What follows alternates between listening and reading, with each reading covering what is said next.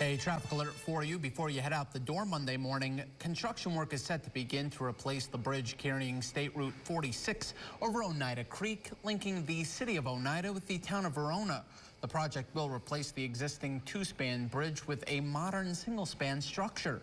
A detour will be available to drivers that will allow them to utilize State Route 46, State Route 31, and State Route 316. The project is expected to be complete by the end of November. 6 people are without a home tonight due to a fire happening in the valley. Syracuse firefighters telling us the call went out around 8 o'clock tonight about a report of a fire on Riverdale Drive. When crews arrived at the scene, they found a multiple family home with thick smoke coming out of the front door. Luckily, crews were able to put out the fire in about 10 minutes. After investigating, they say the fire started in the kitchen of the second floor apartment, which suffered fire, smoke, and water damage. The 6 people affected by the fire are being helped by the Red Cross. A local soccer coach who dedicated his life to the sport and influenced generations of children was honored this morning. David Boland created a sporting venue at Clay Central Park to teach kids the game of soccer, giving them a great after-school activity. Today, he was honored as the community got the town to rename the entrance road of the park to Boland Way. Despite all he did for the community, Boland says he never wanted anything in return. Well, May 4th has become known as National Star Wars Day, but a Star Trek icon made a stop this afternoon in Syracuse. William Shatner was at Destiny USA for a meet and greet and signing autographs for fans. A line of attendees ran throughout the Canyon area to meet Captain Kirk. Shatner has spent over 70 years acting and has won several awards, including 2 Primetime Emmys and a Golden Globe. He portrayed the character of Captain Kirk in Star Trek, the original series, from 1966 to 1969, and in 6 different movies.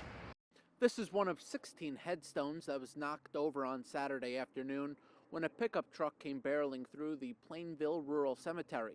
After speaking with the Cemetery Association president, the incident is being investigated as a vandalism through the Onondaga County Sheriff's Office. But this morning, the company in charge of fixing the headstones said they contacted the Plainville Fire Department, who says they believe the driver may have had a medical emergency. I'm on the other side of where Andrew is, and the call came in about this explosion at around 4 o'clock. We've been here since 4:30. I'm going to step out of the shop for 1 second here to show you what's going on.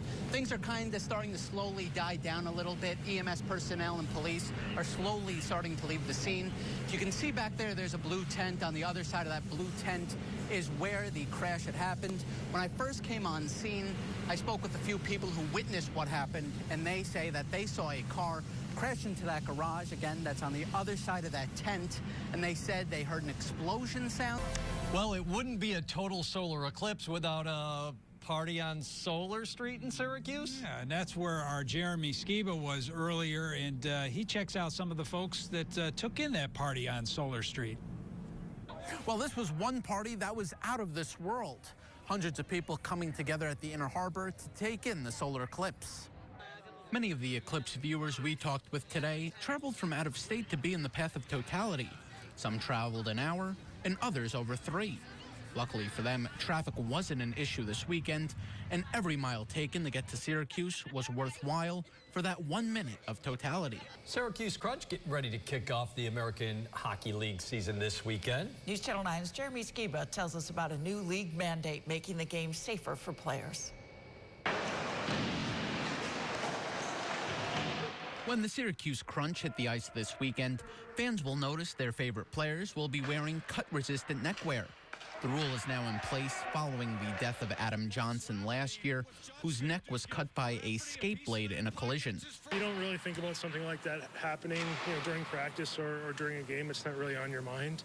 But now, watching the games sometimes, there's a lot of skates kind of that fly, around head high just on accident. Pouliot immediately started wearing a neck guard after that tragedy. If you look at the overall picture of things, if you can prevent something like that from happening again, really it only takes a couple of practices to get used to. Under the AHL's neck guard mandate, players can choose to wear 1 out of 3 different types of neck guards. This one I'm holding here is the one that Crunch players prefer the most. Essentially, it's a shirt that will go under their jersey, and this part here is the neck guard that's made out of Kevlar.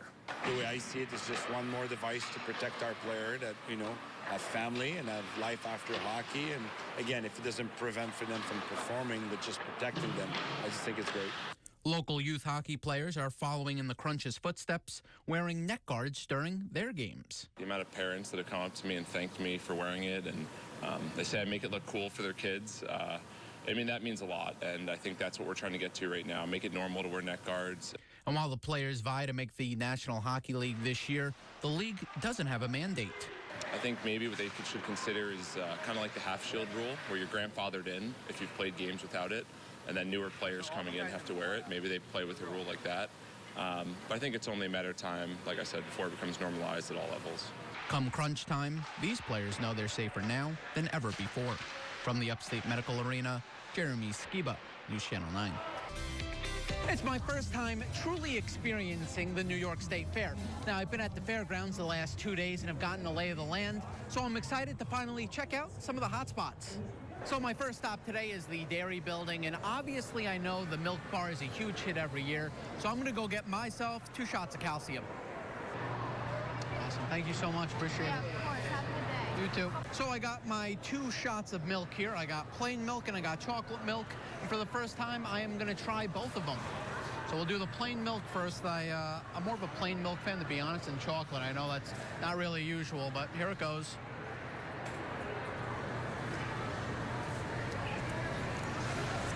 Yeah, it just tastes like plain milk. No, it's good. It's good. Try the chocolate now. Wow. Okay, the chocolate's definitely better. Has way more flavor, and it doesn't taste too chocolatey, if that makes sense. Anytime I go to the fair, I love to check out the animals because I'm a big animal lover. Right here, this llama is Showstopper Jr. He's working on becoming a therapy animal. And it's not every day you get to meet a celebrity like Showstopper's neighbor. This is Jay. You might recognize him. He went viral in 2023 for attending a wedding dressed as a groomsman. He had to get away from the spotlight, so he chose to visit the New York State Fair. Well, it has been quite a day, and I've worked up quite an appetite. And of course, you can't go to the New York State Fair without getting an Italian sausage sandwich. All right, so I have my sausage sandwich here, and I'm gonna take a bite and dig in.